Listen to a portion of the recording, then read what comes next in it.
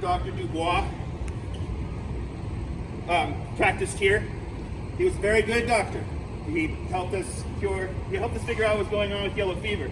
He also designed the first credentials to be a licensed pharmacist in America. The government had him help, design the first ever credentials so that we could have licensed pharmacists. Before that, it was anybody's game. You could get an expectorant made out of XYZ, anything. But he helped to do that, right? He lived a long, happy life with his wife here, helped a lot of people. Like I said, he helped us figure out what's going on with yellow fever. For those of you who don't know, we figured out that the mosquitoes were spreading it.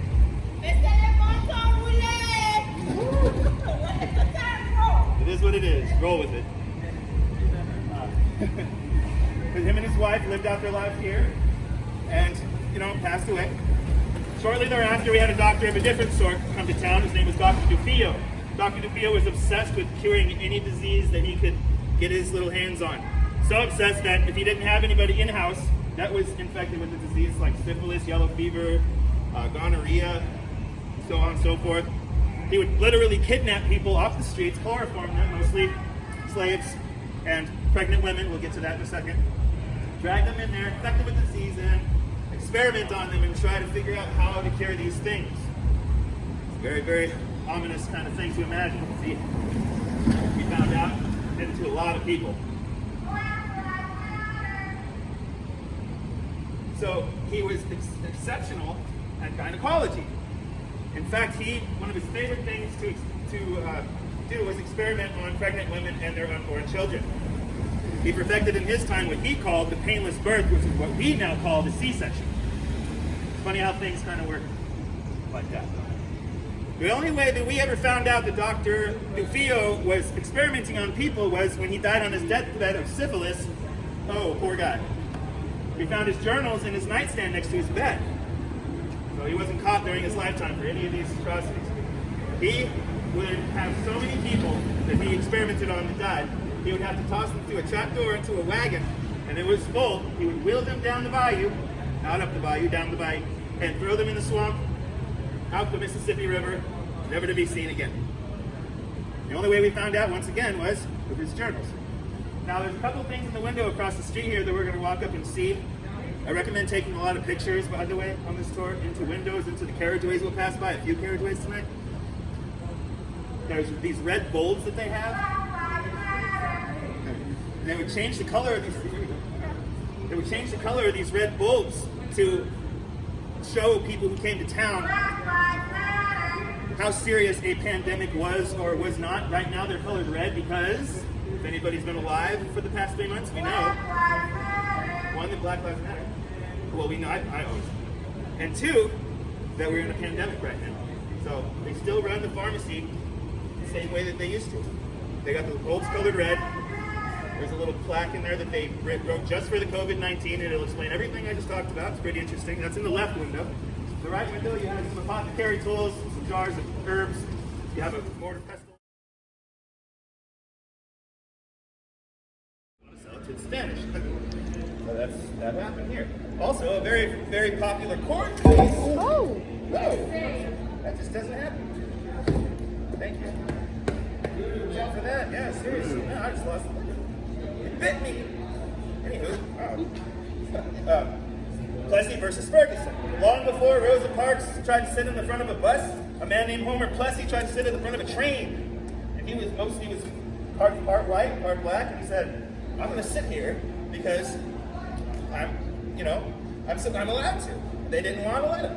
I don't know if the train guy was having a ticket taker was having a bad day or something, but he sat there and he said, no, arrest me. And they did. He took it all the way to the Supreme Court. And he won. Long before Rosa Parks, which is amazing. Homer Plessy, Plessy versus Ferguson, look it up, it's great. He's buried in St. Louis Cemetery No. 1, which unfortunately is closed also. You can't social distance in the tight quarters of our cemeteries, which are very beautiful. There's plenty of other big cemeteries around town, you can go see them. Used to be a jail as well. Right through here. I'm not sure if they still have bars, because we can't get into, when you take the tour, they don't let you go in this part right here. But you stand outside though. Lots of little interesting stories about hangings, that people that didn't want to go to jail, that knew that they were going to be sentenced to death and kill themselves before they could get to, the guillotine. that was on Jackson Square. You see, the French founded New Orleans in 1718. We just had our tricentennial, 300 years. When the French first founded the area, nobody wanted to do their executions because who wants to do that? So they hired the biggest, blackest slave they could find and offered him freedom, room and board. They said he could get married and he would basically be free, except he had to do all the executions, all the hangings, all the pulling of the guillotine switch, torturing. Is anybody familiar with the term breaking on the wheel? What you do is, so what they did was, they got a wagon wheel, they tied you to it by your wrists and your inner arms, your knees, your ankles, your waist, your neck. And then Mr. Louis Congo, they named him Louis Congo after Louisiana and the area of Africa that he was from. Big black cloak on his head, walked up with a big wooden mallet, and he'd break on that wheel. Not your hands, because then you can wiggle out. Legs, you're probably one right in the gut. Not the head. They want you to sit there, feel your pain, be an example for anybody that wants to cross the French. And the Spanish did the same thing when they were given the city too. Very, very, very interesting pivotal position. You see Mr. Louis Congo wandering the square sometimes. Still, goes to this day. This is Jackson Square right over here. It's not open right now. We're afraid somebody's going to pull down the Jackson statue. We got to go through the right channels. Otherwise, it's vandalism. People don't want to get arrested. Lots of ghosts around Jackson Square, though, that Mr. Louis Congo took the lives of. They're all here. There's also ghosts that walk around the cathedral that's behind us as well. We got Marie Laveau, who is a devout Catholic as well as a Voodoo practitioner. We'll talk about her later. You can see her ghost all over the French Quarter, they say. She's the most prominent ghost around because she was a very prominent woman about town. That's all right. You go right ahead. Have a blessed evening.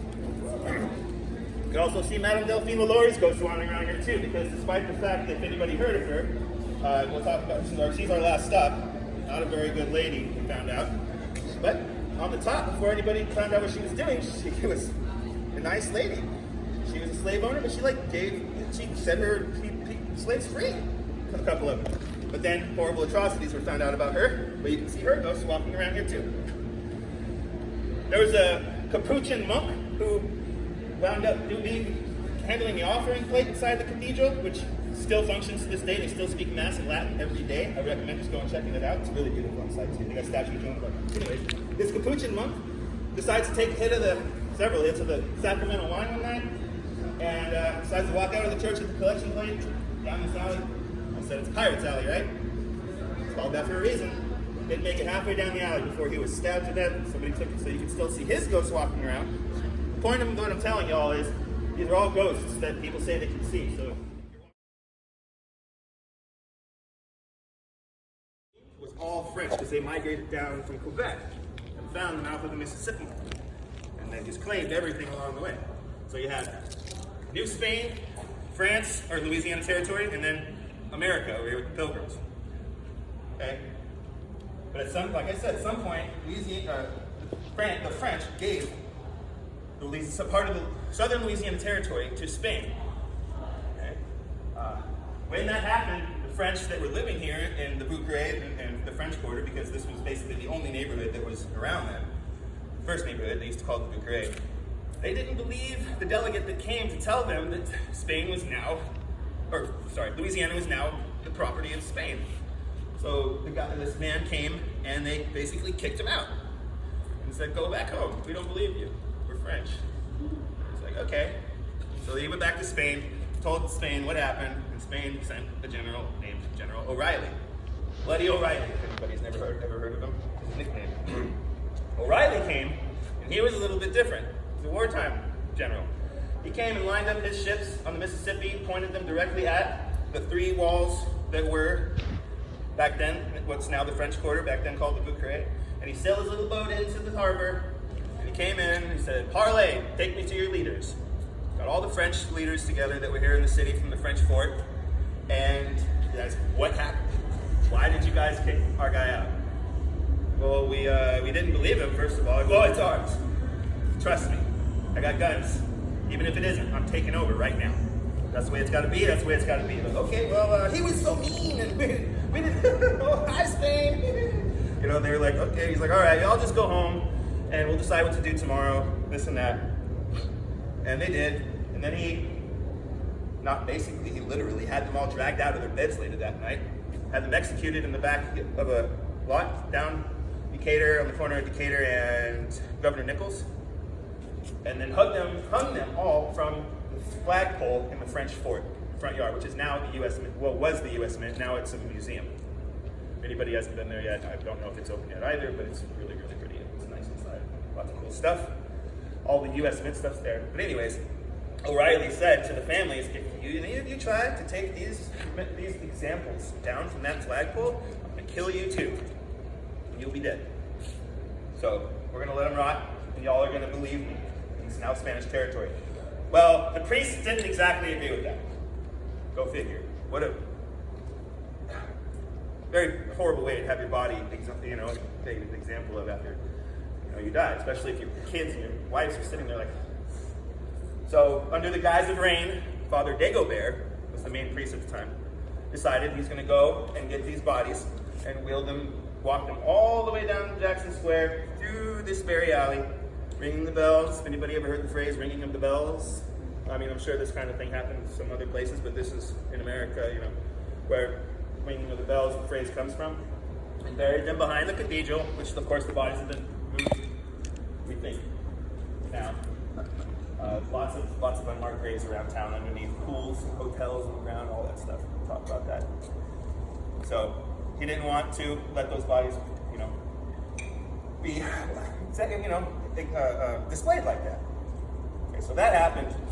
Now this city has been burned twice, gone through 2 pandemics now. Been invaded. We've had insurrections. We've had revolutions. Okay, I want to talk about the fires right now. 1780, a man was praying in his sigil to God and knocked over a candle and it caught his curtain on fire. It was Good Friday, so when he ran to the church to tell the priests to ring the bells to signify the fire department to come and fight the fire, they said, no, first of all, the bells are acting cloth right now. We can't ring it because it's Good Friday. And second, how bad could it be? Well, guess what? 80% of the city burned. 1,100 buildings, 800 of them burned. People were in tents all around town, getting sick, trying to, over here with his horse or mule or whatever it is he used. He built himself a little cage, a little shack, and he lived his days out there. I kind of like that story, a little endearing. He still haunts this corner to this day. Okay? People say you can see him going in and out of the carriageway here. There's another carriageway, which we will walk up to in a second after I tell you the story I'm going to tell you. After he got old, the city inherited the piece of land. Became very valuable, as you can imagine. You have Jackson Square right here, okay, which wasn't always this pretty. There's a whole story behind that. Got renovated by Lady named Baroness Pontalba. It's a whole other story, I won't go into that. I will tell you, after the little Frenchman property, after he passed away and the city inherited the property, there's a big house built by the city, which, as we all just heard, burned down, unfortunately. Not completely, because it was renovated by a man named Père Antoine, which is why that alley is named Père Antoine's Alley. His family was very wealthy, and he was a gambler, and he gambled his family's fortune away and the house in one night. And then he went despondent, is the word I like to use.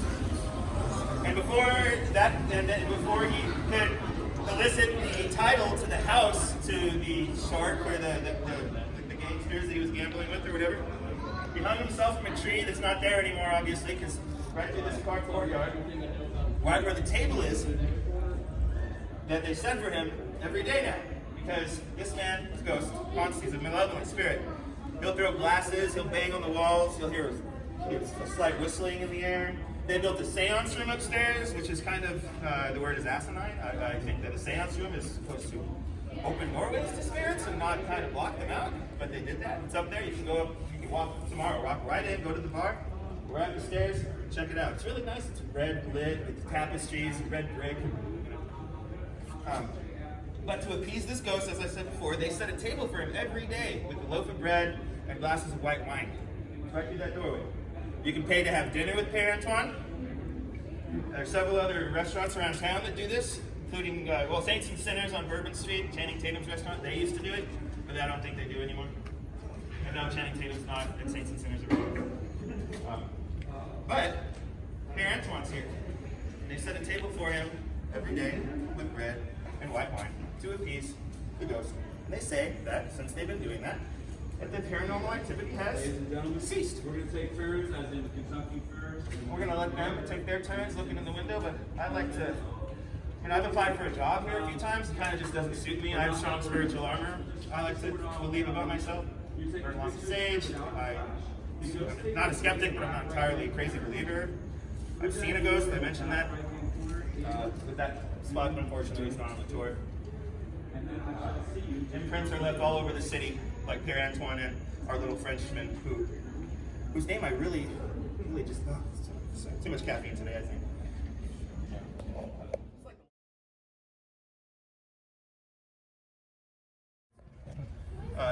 They went home after their stay,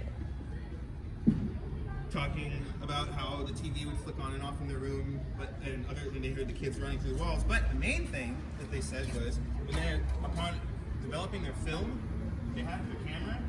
At one point, as we all know, some of us, I think everybody knows, we have cameras that actually had physical film in them. There was a picture or two taken 6 feet above their bed in the middle of the night of them sleeping. And they were like, what the heck? They called the hotel and told them that, and to this day, if they catch the right employee, they'll tell you the story of that. It's very haunting. But that is the Andrew Jackson Hotel. It's haunted by the ghosts of right here in this building. This building was not here at the time that y'all are standing in front of. There was a little house here that his brother Pierre Lafitte lived at. Pierre was his brother's right-hand man. Pierre did all the stuff that John Lafitte couldn't do, and vice versa.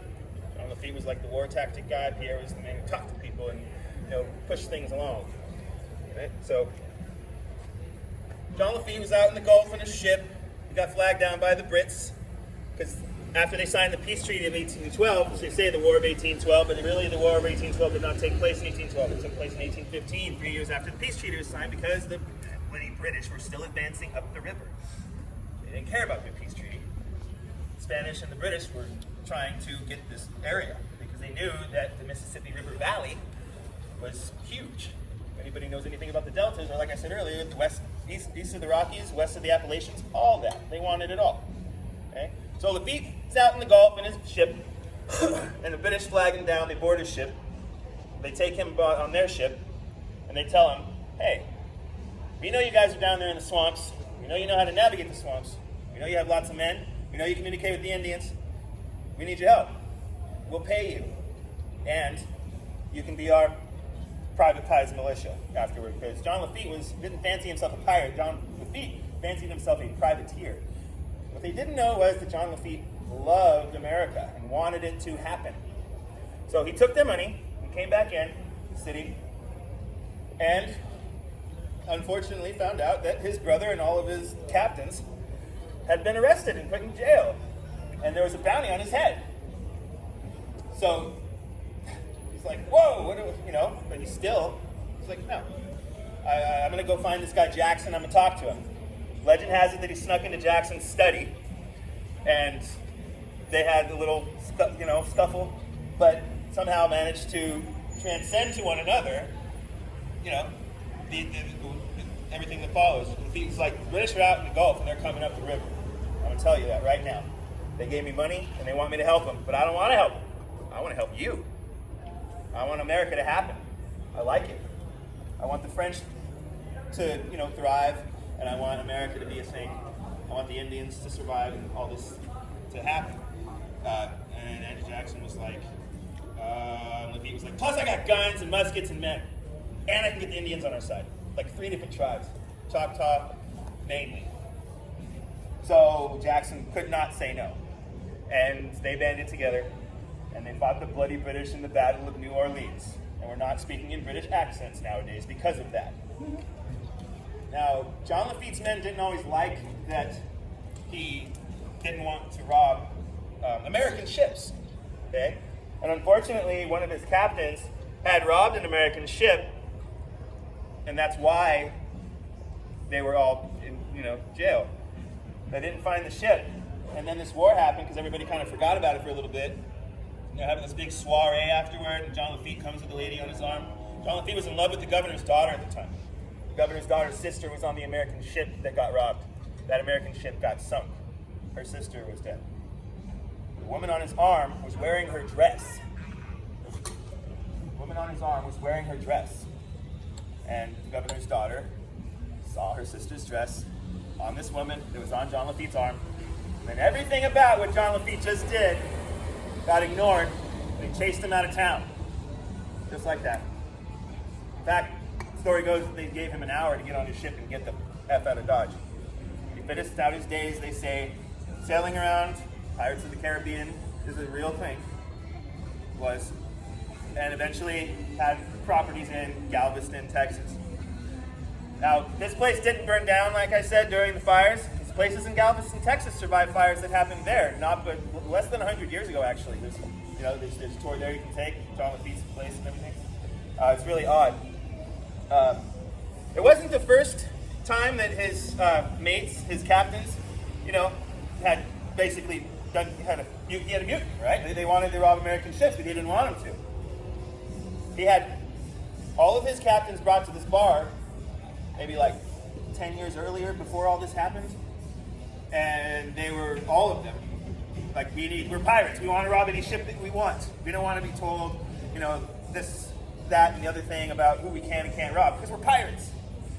He's like, okay, well, let's talk it out, and sitting there, they're having, dinner and having drinks, and basically he had them all bound and gagged and stuffed in the fireplace you might all have seen inside, one by one, and all watched each other get burned alive. And then hired all new captains. Picked new captains out of this. That happened. They say you can still see John Lafitte sometimes sitting at the back by the piano, playing maybe, or smoking his pipe. Ladies, it's wild. So great. Okay, it's the last stop on our tour. I'm going to talk to y'all about Madame Delphine LaLaurie's mansion, and then I'm going to talk to you about Marie Laveau, because I've been doing it like this because I feel a kind of connection between the two, because they were alive at the same time. This is Madame Delphine LaLaurie's mansion. Didn't have the third floor when she lived here. There was a shack up on top. Okay? The square footage of this house is way more than 6,000 square feet. I think it's about 12,000.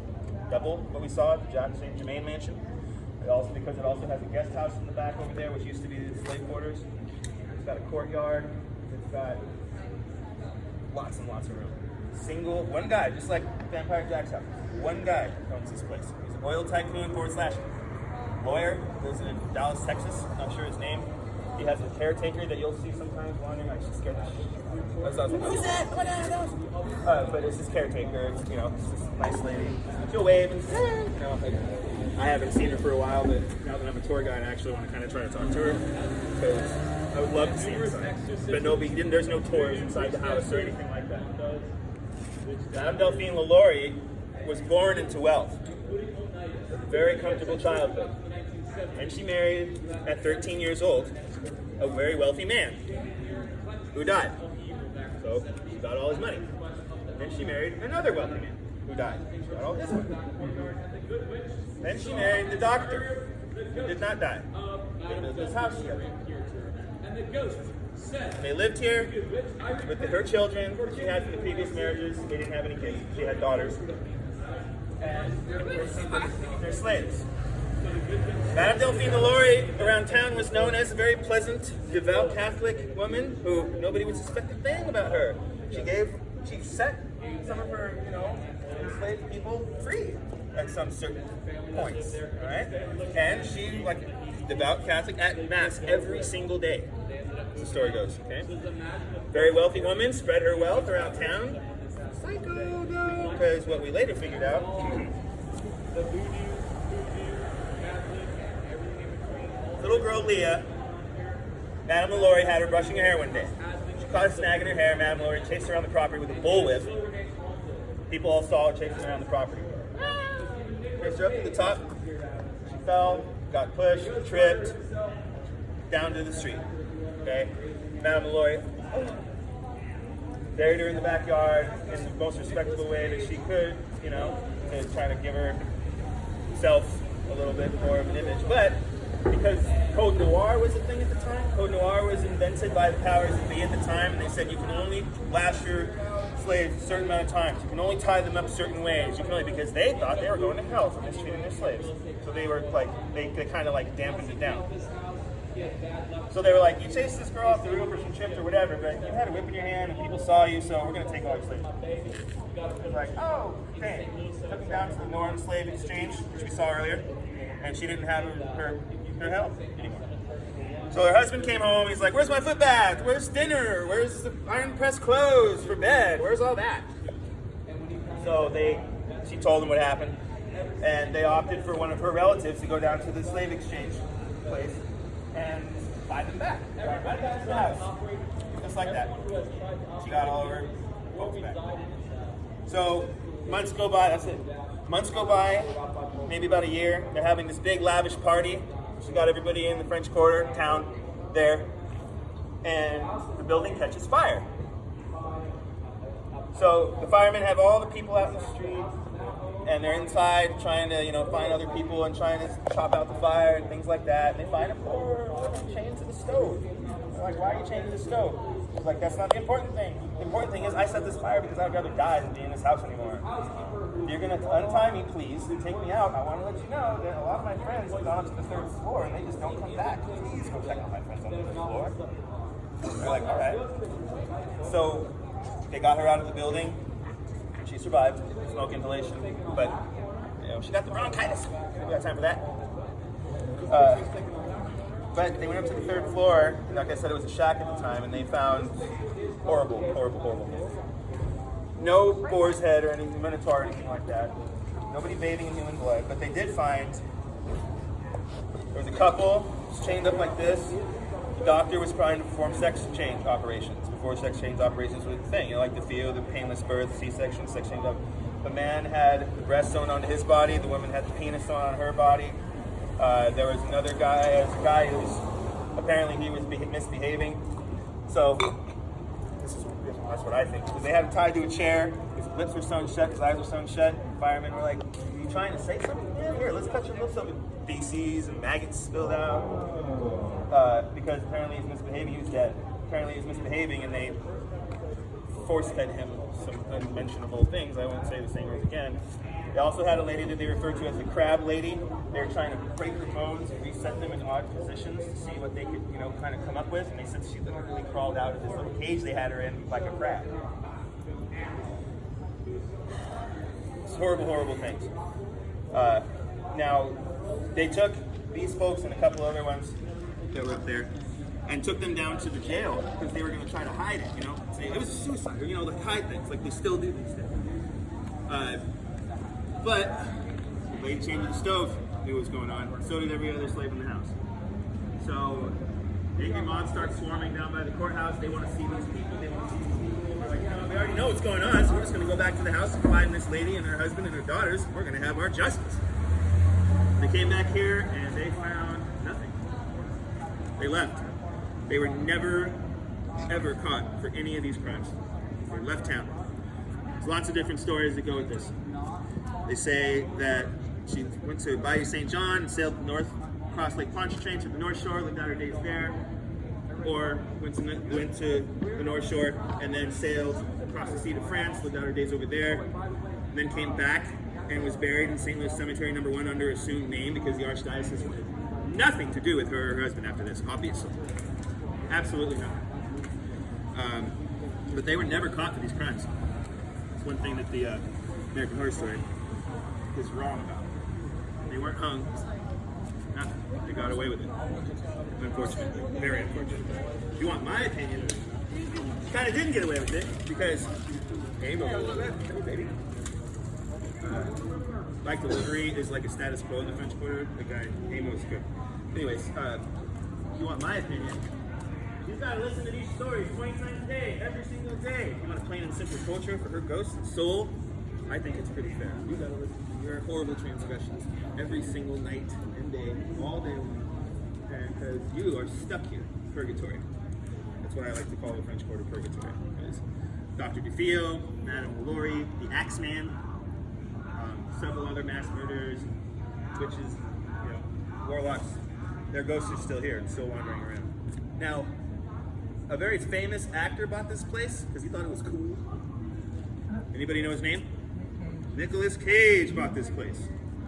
What a coincidence. They say his movies started to really suck afterward. He started to believe that he was cursed after he made Ghost Rider, Ghost Rider 2, and National Treasure 2, and that movie where his daughter gets kidnapped and put into a... Got a question? No. Oh, okay. Yeah, hey. Kind of hurts my back to tell this story. I don't like it. Yeah. It's horrible people. Horrible people. Yeah. Nicolas Cage, though. Poor guy. Got lots of money, comes to town, says, "Loves New Orleans, whoa!" And he buys this house and two other places. And then his life he goes bankrupt because his movies he put all his money into these movies that he was doing. You know, I thought the movie where his daughter gets kidnapped and put into the taxi cab in the trunk was kind of entertaining. Huh? Is that Drive Angry? No, it was called Stolen or something, or Not Taken. Obviously, that's a Liam Neeson. But he tries to break the curse. Was a woman about town. Was married once. Her husband up and vanished. Shortly thereafter, she got this really nifty boa constrictor that was white with yellow spots that she named Zombie. Now, there's a zoo. Somebody mentioned The Skeleton Key earlier. I heard somebody talking about this movie, The Skeleton Key. That's a good movie because it depicts an actual voodoo spell where you can transfer the soul of one person into the body of another. And so, the belief is that Marie Laveau still walks today. Transferred her soul the first time into her daughter from her second marriage. They had 15 kids, only 2 survived. Marie Laveau the second, a little different. She was more into like the sex rituals and things like that type of voodoo. Voodoo is whatever you put out into the world, you get it back free. It's the most peaceful religion I've ever studied. Actually, I love it. I didn't really think twice about it before because all I see in TV is what you all see in TV. It's like, ooh, scary mumbo jumbo, voodoo, it's, sacrificing chickens and all this stuff, but it's really not like that. Voodoo is different than hoodoo. Hoodoo's the latter, the scary stuff. Like a hoodoo spell would be, like a voodoo spell would be transferring the soul. A hoodoo spell would be the Love Me or Die is one of them. You get a little satchel, and you get her fingernail, a piece of her dress, a piece of her hair, and you put it in there, and you set it under their bed. And what happens is they get sick, and then you're the only person that can nurse them back to health because you're the only one that knows that satchel's there. And then they fall in love with you. That's the Love Me or Die. It's kind of like, interchange, okay? But, let's get back to Marie Laveau. She was a voodoo practitioner, like I said, devout Catholic. She wore a snake named Zombie around town all the time. She performed, this is according to the Catholic Church, she performed nothing less than miracles. In fact, there's lots of calls to have her patronized as a saint. Her marriage certificate for her second husband is framed in St. Louis Cathedral down in the catacombs. There's 3 supposed burial sites for her. One of them, they say she might be buried underneath the catacombs of the St. Louis Cathedral. There's also 2 tombs in St. Louis Cemetery number 1. One of them you might have seen pictures of. It has all these X's drawn on it because they say that if you walk up to this tomb and desecrate it by drawing on it 3 X's, that she'll grant you wishes and protect you. I don't believe in that, personally. But a lot of people do. So, there's also another grave, the family plot from her second husband, who took very good care of her. She took very good care of him. She was a hairdresser, which is how they say she got a lot of her secrets. And, while she performed miracles, it was also devout Catholic. She's, a little bit of a trickster. She got all this information about people because, and I like to say it this way, I don't always get the best reaction out of it, but ladies, if you have a hairdresser, do you talk to your hairdresser? Guys, but ladies, that's what they say. So she was like, she would get all these answers and information out of people, and then go to Congo Square, which I think if anybody hasn't seen the Louis Armstrong Park, largest collection and varietal of roses in the city, and they have Congo Square every Sunday. They do drum circles there, and for 300 years now, they've done,